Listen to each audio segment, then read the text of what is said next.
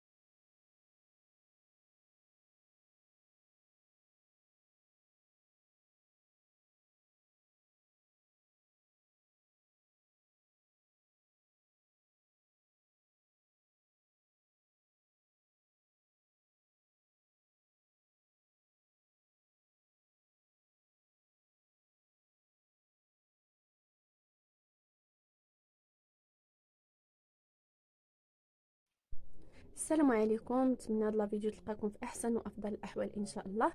لا فيديو ديال اليوم هي غادي نحاول ندير معكم تصحيح ديال الكوريكسيون اللي ديجا كان محطوط في القناه. راه كنا حطيناه على اساس انكم تخدموه ونتمنى تكونوا خدمتوه. ودابا غادي ندير معكم تصحيح. واللي ما فهم شي حاجه عنده شي تساؤل ولا يخليه ليا في الكومونتير لتحت، وان شاء الله غنجاوب على التساؤلات ديالكم كاملين. هنايا هاد الكو ام تو كي كونسيرن سبور كوليكتيف، يعني الالعاب الرياضات الجماعيه، الهوند، الفوت، الريغبي، الفولي، يعني كل شيء ان شاء الله غادي نحاولوا نتمكنوا منه. وخليكم معايا حتى نهايه الفيديو. بالنسبه للسؤال الاول، au handball lors d'une faute le défenseur doit s'éloigner de. هنا الجواب الصحيح هو 3 متر. يعني عندنا ليكيب ا وليكيب بي. بالنسبه ليكيب ا هي اللي دارت الخطا، يعني ليكيب بي ليكيب ا خصها تعطي ليكيب بي 3 متر. وهنايا الحكم تيهز 3 ديال الاصابع، يعني خصها تعطي لهم 3 متر. الا هما تعمدوا انهم ما يعطيوش 3 متر للفريق الاخر، غادي العقوبه ديالهم غتكون انذار او لا 2 دقائق. السؤال الثاني، اون باسكتبول ابخي 5 فوت ليكيب جو. هنا الجواب الصحيح هو جيفرون. عندنا هنايا في كرة السلة ملي تيكون عندنا ليكيب كيدير 5 ديال الاخطاء كتعطى ليه ضربة حرة. عندنا في لاليني جيفرون، يعني خط الضربات الحرة، وهنا كتحتسب عندنا نقطة. فيما يخص المقابلة، عندنا إلا تسجل داخل الدائرة كتعطى 2 نقاط، وخارج الدائرة 6 متر كتحتسب 3 ديال النقاط. السؤال الثالث، لي ميجور دو تيران دو فوليبول اي. هنا الجواب الصحيح هو 9 متر سور 18 متر. يعني عندنا هنا في الطول 18 متر وفي العرض 9 متر. السؤال 4، en football lors d'une faute le défenseur doit s'éloigner de. عندنا هنا الجواب الصحيح هو 9 متر فيرغول 15. عندنا ليكيب اللي كتكون خاطئه كتعطي ليكيب الاخرى يعني 9.15 متر. سؤال خامس، en rugby lors d'une faute le défenseur doit s'éloigner de. الجواب الصحيح هنايا هو 10 متر، يعني 10 الأمتار. السؤال السادس، لي ميجور دو تيران دو هاندبول اي. لي ميجور ديال التيران ديال كرة اليد عندنا 20 متر سور 40 متر، يعني 20 على 40. السابع، لي ميجور دو تيران دو باسكتبول اي. عندنا الجواب الصحيح هنايا هو سي 28 متر على 15 متر. السؤال الثامن، لو بالون دو فولي ميجور. هنا الجواب الصحيح هو 21 سنتيمتر دو ديامتر. السؤال التاسع، لا ريغل دو 6 سكوند اون فوتبول اي. عندنا الجواب الصحيح هنايا هو بي، طون ماكسيمال بور لونسي لا بال بار لو غارديان. يعني عندنا 6 ديال الثواني هو هو لو طون ماكسيمال، يعني الا حنا فتنا 6 ديال الثواني كتسمى فوت، يعني كتحسب فوت. هذه فيما يخص كرة القدم. اما كرة اليد الهوند يعني كتكون عندنا 3 ديال الثواني. وكرة السلة كتكون عندنا 5 ديال الثواني. يعني انا كنت شادة الكرة اكثر من 5 ثواني بلا ما ندريبلي بلا ما نقذف فوت. السؤال 10. لو فوليبول اي هنايا الفولي اي ان سبور دو رونفوا. بالنسبة للسبور ماركاج اي دي ماركاج هو الفوت والباسكت والهوند. والريغبي تنقولو اي ان سبور دو بوزيسيون. يعني عند الجواب الصحيح عندنا هنا في هذا السؤال هو بي ان سبور دو رونفوا. السؤال 11. لا دوغي دو ماتش بور لي سينيور دو فوليبول اي. الجواب الصحيح هنايا عندنا هو إيليميتي، يعني الوقت غير محدد. يكفي اننا نحصلوا على 25 نقطة مع فارق نقطتين. بالنسبة ل 2 فوا 30 مينوت فهنا لا دوغي دو ماتش ديال الهوند ديال كرة اليد، و 2 فوا 40 مينوت لا دوغي دو ماتش ديال الريغبي، و 2 فوا 45 مينوت هنايا ديال الفوت. 12. اون باسكتبول اون فوت تكنيك اي. عندنا جواب صحيح هنايا اون فوت كوميس سور لا ريغل، يعني هنايا مخالفة للقانون، يعني مخالفة لقانون كرة السلة. السؤال 13. اون فوليبول لو كارطون جون سينيفيي. جواب الصحيح هو ا اون بيناليتي اي بيرت دو سيرفيس. هنايا في الفولي يعني العقوبة كتكون على حسب طبيعة الخطأ. بالنسبة هنايا عندنا بيرت دو سيرفيس، يعني غادي يتحيد ليهم سيرفيس وغتعطى نقطة للفريق الآخر. السؤال 14. لونغاجمون اون فوتبول دو ديبار اي في ابارتير دو. هنا دائما كيكون في السونتر. عندنا في الفوتبول، عندنا في الريغبي، عندنا في الهوند، في الباسكيت دائما المقابله كتكون في السونتر. بالنسبه للفولي لا، ما تيكونش هو في السونتر. السؤال 15. اون فوليبول لو نومبر دو سات ماكسيموم اي. عندنا هنايا هو بي، يعني 5 ديال الاشواط، يعني نقدو نلعبو 3 0 3 1، يعني هنا 4 د الاشواط، و 3 2 هنا 5 د الاشواط. يعني هنايا تعادلنا في 2 سات وزدنا واحد الشوط حاسم اللي كيكون ب 15 نقطة مع فارق نقطتين. سؤال 16. لي ميزور دو تيران دو فوتبول اي. الجواب الصحيح هنايا هو بي 90 متر على 120 متر دو لونغور. 17. اون فوليبول لو نومبر توتال دي زاربيتر اي دو. عندنا هو الجواب بي 4. عندنا الحكم الاول وعندنا الحكم الثاني وعندنا 2 حكام الشرط. 18. لو نومبر توتال دي جوار دون ايكيب دو فوتبول اي. عندنا هو 22 جوار، عندنا 11 في التيران و 11 احتياط. اون فوليبول لو 5e سيت اي جوي سور. الجواب الصحيح هو دي 15 بوين. عندنا هنايا هاد السيت هذا هو اللي كيتسمى سيت ديسيزيف، يعني الجولة الحاسمة، وكيكون على 15 نقطة مع فارق نقطتين. السؤال 20. لور دو شونجمون اون فوتبول اون دوا. هنايا اتوندر لاغيت دو جو، يعني هنا غنتسناو حتى يوقف اللعب عاد باش يدار شونجمون. 21. لو نومبر توتال دي جوور دون ايكيب دو باسكيتبول اي. عندنا هنا الجواب الصحيح هو 10 جوور، 5 جوور دو شون و 5 رومبلاسون. سؤال 22. en football un joueur exclu هي أن كيتي لو تيران sans être remplacé. يعني هنايا اللاعب كيكيتي التيران بلا تعويض، يعني بلا ما غيرومبلاسيه شي حد. عندنا هنايا كتكون في الاول بطاقه صفراء، يعني غير انذار شفوي، من بعد بطاقه صفراء الثانيه كتعطى ليه، من بعد كتعطى ليه الحمراء. يعني هنايا كيكيتي التيران بدون تعويض، يعني sans être remplacé. هنا عكس الهوند. فالهوند هنايا الا تعطى الطرد للاعب فكتعطى ليه الطرد في المره الاولى، كيجلس 2 مينوت ثم كيدخل. المره الثانيه تاني الا دار الخطا وتطرد، يعني كيجلس 2 مينوت وتيدخل. لكن في المره الثالثه الا تطرد فهنا اللاعب كيمشي بحاله، كيجي كيكون لاعب اخر اللي غيدخل بلاصتو، ولكن داك اللاعب خاصو يتسنى 2 مينوت عاد يدخل. 23. لا durée de match pour les seniors de basketball est. الجواب الصحيح هو F. 2 fois 20 minutes 4 fois 10.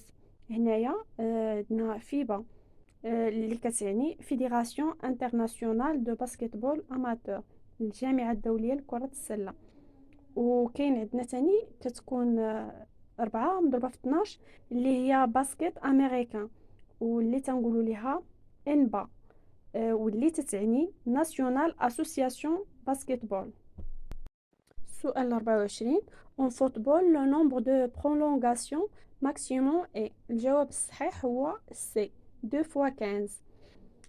هنايا prolongation هي الاشواط الاضافيه.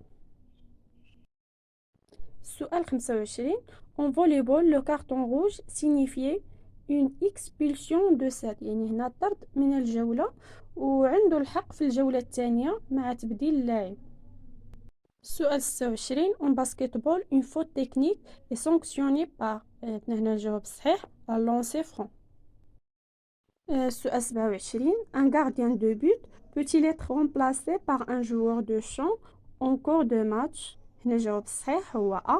oui, à tout moment et dans le respect des règles de changement. سؤال 28. le nombre total des joueurs d'une équipe de volleyball est. جواب صحيح هو B.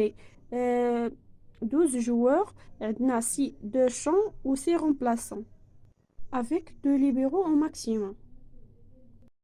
سؤال 29. en basketball le nombre de prolongation maximum est. الجواب الصحيح هنايا هو B.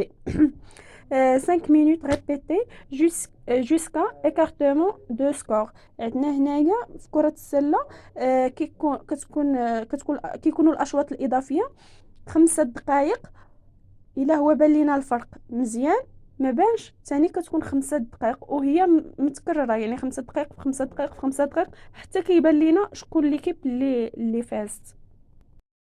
سؤال 30. لو بالون دو هوند دو ميزور.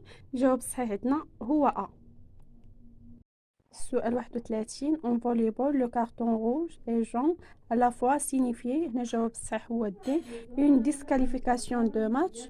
عندنا هنايا الكارطون روج هي كيكون عندنا الطرد من الجولة وعنده الحق انه يدخل الجولة الثانية. اما الكارطون جون والروج هي الطرد النهائي مع تعويض اللاعب. سؤال 32. la durée de match pour les seniors de handball est. جواب صحيح هو A. 2 fois 30 minutes. سؤال 33. en handball le nombre de prolongation maximum est. جواب صحيح هو C. 2 fois 5 minutes. عندنا هنايا في الاشواط الاضافيه كيكون عندنا شوط اضافي الاول وشوط اضافي الثاني وشوط اضافي الثالث وضربات حره. سؤال 34.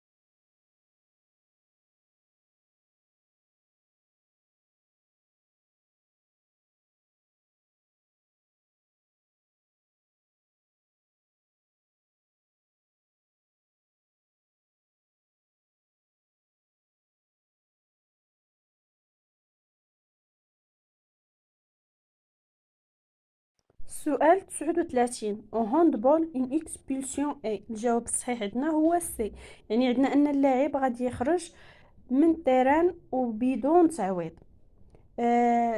هذا السؤال 40 le nombre total des joueurs d'une équipe de rugby à 15 est. الجواب الصحيح هو A 23 joueurs. بالنسبة لي نومبر ديال لي جوور، عندنا في الباسكت عندنا 12 لاعب، في الهوند 14 لاعب، في الفوت 22 لاعب، وفي الفولي 12 لاعب، وفي الرجبي 23 لاعب. السؤال 41 l'engagement en basketball de départ est fait à partir de. هنايا جواب صحيح هو سي سونتر دو لاربيتر. هنايا كيكونوا عندنا الفريقين بجوج، كل واحد فيهم كيعطينا لاعب وكتلاح الكره ما بين دوك جوج لاعبين. السؤال 42 لا durée de match pour les seniors de football est. عندنا 2 fois 45 minutes. السؤال 43 لا règle de 8 secondes en basketball est. الجواب الصحيح هو دي. عندنا في كرة السلة 8 ديال الثواني خاصني نفوت السونتر، نص الملعب الاخر خصني 24 ثانيه خصني نقذف فيها اولا نحاول نقذف، وكثر من 5 ديال الثواني فوت، وسط لا راكيت 3 ديال الثواني اكثر من 3 ثواني فوت. السؤال 44 لورجو دو ريغبي اي ديتيرميني باغ. جواب صحيح هو ا لو بورتور دو لا بال. السؤال 45 لو بالون دو باسكيت ميزور. الجواب الصحيح عندنا هو بي 23 سنتيمتر فاصلة 8 24 سنتيمتر فاصلة 8 دو ديامتر. السؤال 46 اون ريغبي لو نومبر توتال دي زاربيتر اي. عندنا 3 جوج حكام الشرط وحكم الوسط يعني وسط الملعب. السؤال 47 en handball un engagement de départ se fait par n'importe quel joueur. الجواب هو دي، يعني اي لاعب ممكن يدير بداية المقابلة سواء كان مدافع ولا مهاجم ولا حارس. السؤال 48 le basketball est un jeu de. عندنا هنايا هو الجواب هو بي 5 contre 5. Le gardien n'a pas le droit de sortir de la zone quand il y a le ballon. Le gardien الحارس ملي كيكون في المنطقة ديالو فكيتطبق عليه قانون ديال الحارس، يعني ما يمكن ليهش يخرج بالكرة، الا هو خرج فغيتطبق عليه قانون اللاعب. السؤال 50 lorsque l'on joue en 5-1-1 quel joueur jouait devant. عندنا هنايا هو الجواب سي لافون سونتر، هو قلب الهجوم. عندنا الخطة ديال 5-1، يعني كيكون عندنا الحارس وكيكونوا 5 وكيكون واحد، هذاك الواحد هو اللي تنقولوا ليه قلب الهجوم ولا لافون سونتر. السؤال 51 كيل لو بوت برينسيبال دو فوليبول. الجواب هو بي، عندنا هنايا دوز الكرة من فوق الشبكة للفريق الخصم.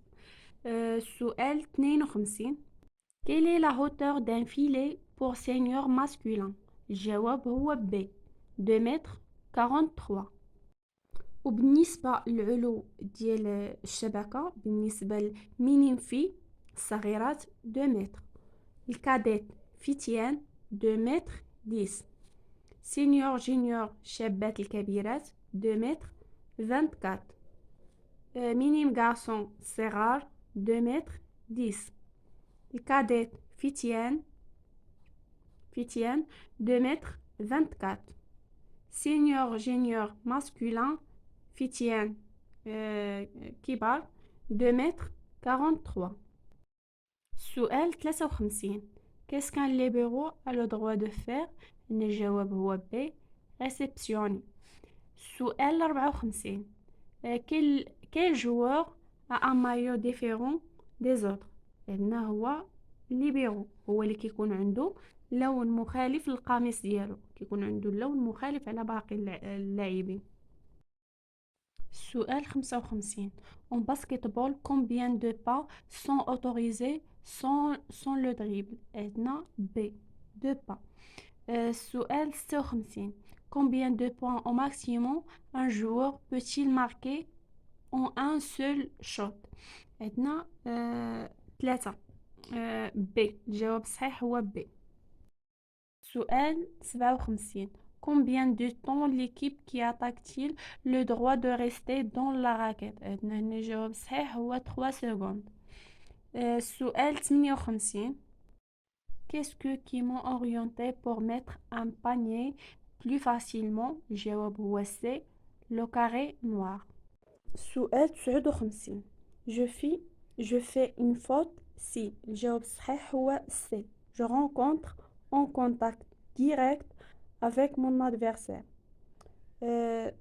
السؤال 60. Combien de points vont un panier dans la raquette؟ عندنا 2 points. Un but est marqué, l'arbitre fait entendre 2 coups de sifflet.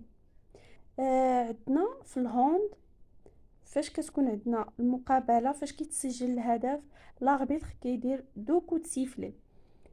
كيدير ان كود سيفلي فاش كيكون عندنا خطا ولا بدايه المقابله ولا اثناء ضربه جزاء.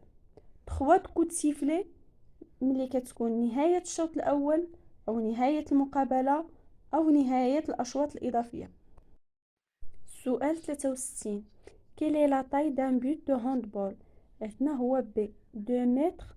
عندنا 2 متر في العرض ديال البارة و 3 متر في الطول ديال البارة. السؤال 64. La balle qui sert au handball doit mesurer entre. عندنا الجواب الصحيح هو C. السؤال 65. Au handball un joueur ne peut pas jouer avec les mollets. يعني في كرة اليد ممنوع يضرب الكرة من تحت الركبة وما يقيسهاش 2 مرات متتالية. السؤال 66. En volleyball il y a les cartons عندنا rouge et jaune يعني جواب B. السؤال 67. En volleyball le ballon touche le filet au service et tombe dans le camp adverse. هنا جواب صحيح هو B. Le service est bon. سؤال 68. En volleyball, après le coup de sifflet de l'arbitre, à l'engagement, combien le joueur va-t-il pour servir؟ عندنا هنا 8 سكوند هو الجواب الصحيح يعني 8 ديال الثواني خص يتم الإرسال.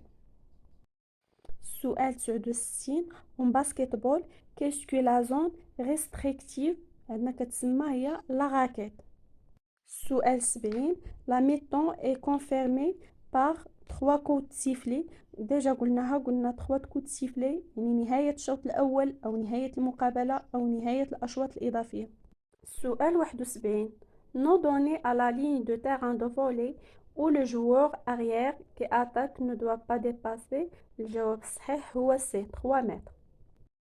سؤال 72. À quel moment l'arbitre ordonne-t-il un jeu de coin؟ عندنا الجواب الصحيح هو B. Lorsqu'un défenseur dit tourner le ballon derrière son but. سؤال 73. Avant le début de la rencontre, l'engagement revient. الجواب الصحيح هنايا هو C. سؤال 74. En football, un attaquant tire au but, le ballon est dévié par un défenseur et franchit la ligne de fond. عندنا هنايا الجواب الصحيح هو A. بالنسبة لكرة القدم آخر واحد قاس الكرة وخرجات على خط المرمى أو فوق الشبكة سواء كان مدافع أو لا حارس كتسمى زاوية. عكس كرة اليد آخر واحد قاس الكرة إلا كان مدافع كتسمى زاوية لكن إلا كان الحارس تتكون الانطلاقة من عنده. سؤال 75. Sans parler des temps morts techniques, chaque équipe dispose au maximum de. الجواب الصحيح هو B. عندنا 2 ديال لي طون مور بار سيت اللي كنقول لهم طون مور تكنيك واللي تتكون فيهم دقيقة كتكون في 8 النقاط وفي 16 نقطة. بالنسبة كاين طون مور آخر خاص بالمدرب أو عميد الفريق كتكون فيه 30 سكوند وكيكونوا جوج لي طون مور فيهم 30 سكوند 30 سكوند. سؤال 76. En football, combien de joueurs peuvent être remplacés au cœur d'un match en répétition officielle؟ عندنا هنايا الجواب الصحيح هو B. السؤال 77. Au football, quelles sont la largeur et la hauteur des cages de but؟ عندنا هنايا الجواب الصحيح هو D. 7.32 متر في الطول و 2.44 متر في العرض. السؤال 78. Au stade décisif, l'arbitre siffle la fin du match quand le score atteint. عندنا هنايا الجواب A. ملي كتكون خص ضروري تكون 2 بوين ديكار، هذه في الجولة الحاسمة. هي فاش كتكون 15 نقطة، لكن ضروري يكون مع فارق نقطتين. السؤال 79. اون فوليبول او تيراج او سور، عندنا هنايا كنديرو تيراج او سور الاول يعني القرعه، والفريق اللي يربح غيختار التيران ولا يستقبل الكره ولا سيرفيس. يعني اللي يربح هو اللي يختار مثلا ليكيب ا هي اللي ربحات تيراج او سور، تقدر تختار مثلا تيران او سيرفيس، تقدر تختار تيران وتستقبل الكره، يعني اللي يربح هو اللي تيختار. سؤال 80. En handball, que se passe-t-il si on fait une passe à son propre gardien؟ هنا الجواب هو B. هنا ممنوع اللاعب يرد كرة للجارديان. إلا هو ردها للجارديان فهنا غتكون العقوبة هي ضربة حرة عادية يعني جي فرون. لكن إلا هو بغى يعطيها للجارديان فلازم الجارديان يخرج من المرمى عادي ياخد الكرة، لكن إلا بقى في المرمى فهي ممنوع وغتاخد العقوبة اللي قلنا هي جي فرون. سؤال 81. en handball on siffle pied quand؟ عندنا هنايا الجواب الصحيح هو أ، يعني هنا ملي كيكون اللاعب متعمد يضرب كرة بالرجل. سؤال 82. en volleyball chaque entraîneur peut demander 2 temps morts non consécutifs. هنا الجواب الصحيح هو D. سؤال 83. en handball combien d'appuis peut faire un joueur ballon en main؟ عندنا هنايا 5 appuis هو الجواب الصحيح يعني D. سؤال 84. en handball combien d'exclusions un joueur peut-il recevoir dans un match? Quelle sanction est prononcée lorsque ce nombre d'exclusions est atteint؟ الجواب الصحيح عندنا هو A. يعني عندنا هنايا ملي كيتطرد اللاعب المرة الأولى كيتعطى ليه 2 دقائق وتيرجع، كيتطرد المرة الثانية كتعطى ليه 2 دقائق وتيرجع، لكن في المرة الثالثة تيتطرد في مرة يعني تيمشي بحاله، لكن تيجي لاعب اخر اللي غادي يعوضو داك اللاعب خصو يتسنى 2 دقائق عاد يدخل. سؤال 85. Combien de joueurs au minimum doivent être présents sur le terrain de jeu au début de match et être inscrits sur la feuille de match؟ هنايا عندنا الجواب الصحيح هو A 5 joueurs. سؤال 86.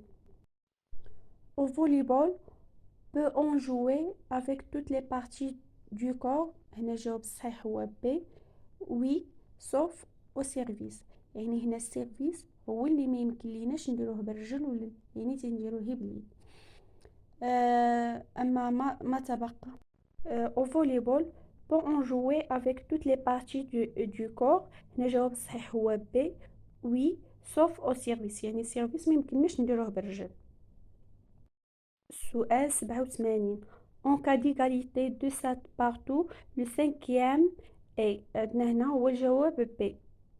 هنايا لو سانكيام سيت هو اللي كنقولوا ليه الجوله الحاسمه اللي تكون ب15 نقطه مع فارق نقطتين. سؤال 88. une faute corporelle est commise sur un attaquant au centre du terrain le geffron ce jeu depuis. هنا الجواب الصحيح هو A. l'endroit de la faute. سؤال 89. en volleyball la position des joueurs est déterminée par leur numéro de poste. عندنا الجواب الصحيح هو A. les avants les joueurs اللي كاينين في les avants هي 2 و 3 و 4 و les arrières joueur 1 5 و 6. سؤال 90. Quelle est la hauteur de panier de basket؟ عندنا جواب صحيح هو سي 3 متر فاصلة 05. وصلنا لنهاية الفيديو، نتمنى ان الفيديو ينال الاعجاب ديالكم، وغنتسنى منكم لي كومونتير لتحت اللي ما فهم شي حاجه ولا اللي عنده شي ملاحظه. مرحبا بالتعليقات ديال الجميع.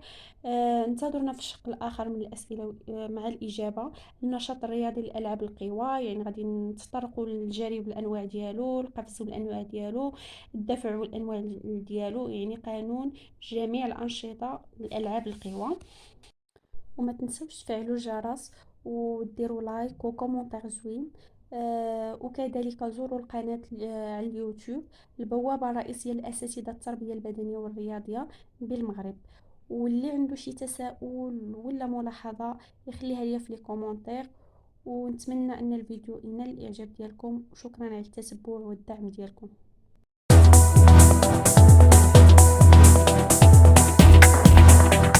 السلام عليكم. لا تنسوا الإعجاب بالفيديو والاشتراك في القناة تشجيعا لنا لنستمر بنشر المزيد إن شاء الله.